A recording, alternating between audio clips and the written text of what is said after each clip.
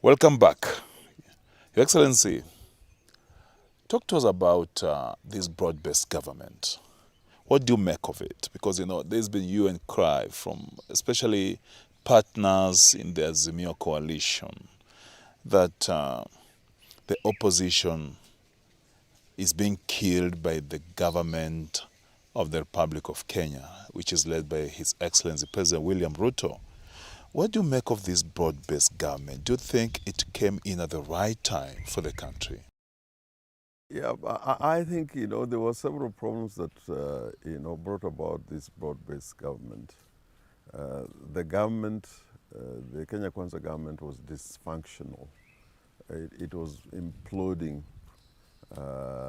because of activities within that political formation.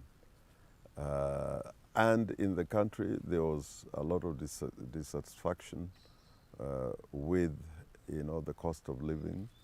And this, as you see, it is not just this year, from last year, there were demonstrations. People died, some were injured, properties were destroyed. And there was an opportunity to try and bring the country together through the NADCO process. Unfortunately, before we could see the light at the end of the tunnel, there was again an upswing of protests, popularly under the auspices of the Gen Zs. And, the country was becoming ungovernable. So I think it was important to try and find a mechanism for bringing peace and unity back so that the country can now deal with the root causes of the problems that led to last year's demonstrations and the Gen Z demonstrations this year. Now, the broad-based government is not necessarily a coalition government. In fact, it's not a coalition government. One cannot say that ODM as a party has become part of a ruling coalition. What has happened is certain persons within the party who had been approached to assist the current government in trying to not only manage its affairs, but to create, as you say, a broad-based government. The party agreed and said, you can become part of the government. The party will give support without necessarily surrendering its role as the minority party in parliament or as the opposition. At the same time, the party ODM will not retire from its constitutional duties of oversight.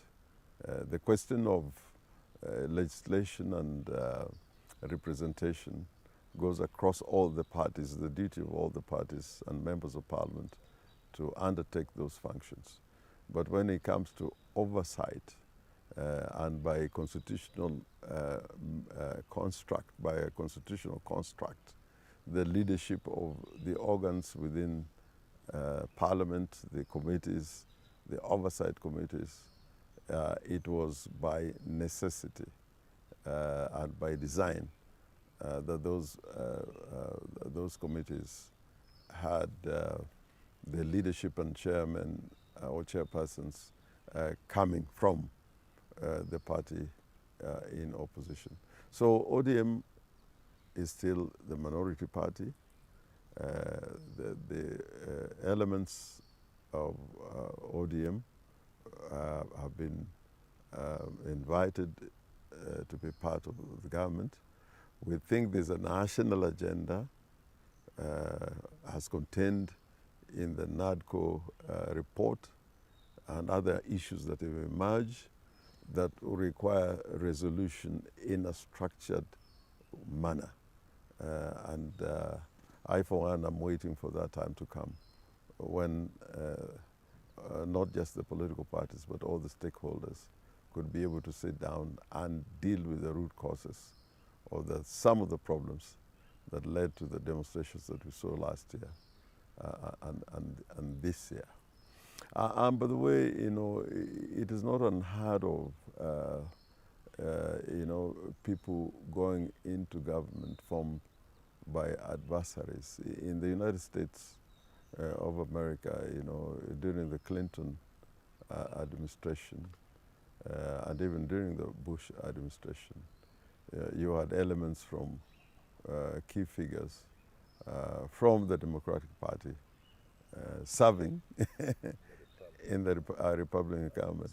Yeah, and nobody said that the Democratic Party had joined the Republican Party, or that the Republican Party had joined the Democratic Party.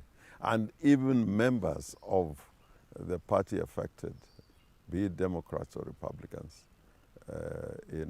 were assumed or presumed to have become part of government.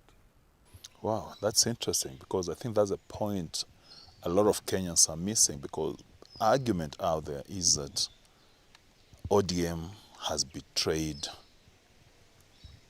Kenyans. There are people who keep saying that the Honorable Raila Odinga, who is a party leader of the ODM party, has let down Kenyans a big deal. So I think your explanation puts that to rest. But again, isn't this arrangement going to jeopardize the work of the minority party in Parliament? For instance, someone is asking, how can, in the spirit of comradeship, how can a member of the ODM party question what his former deputy party leader is doing in the ministry that they have been given? No, those people are completely ignorant of the constitutional construct. Parliament is independent and distinct and separate from the executive. For example, the role of Parliament of oversight. Under the Constitution, they have a duty to oversight the government as a parliament. As a parliament. We are not in a parliamentary system where members of the executive serve in Parliament, where you can say the government is in Parliament, or the Westminster model, the government is actually, the executive is in Parliament. Now we are going to add completely different construct where the executive is not in Parliament.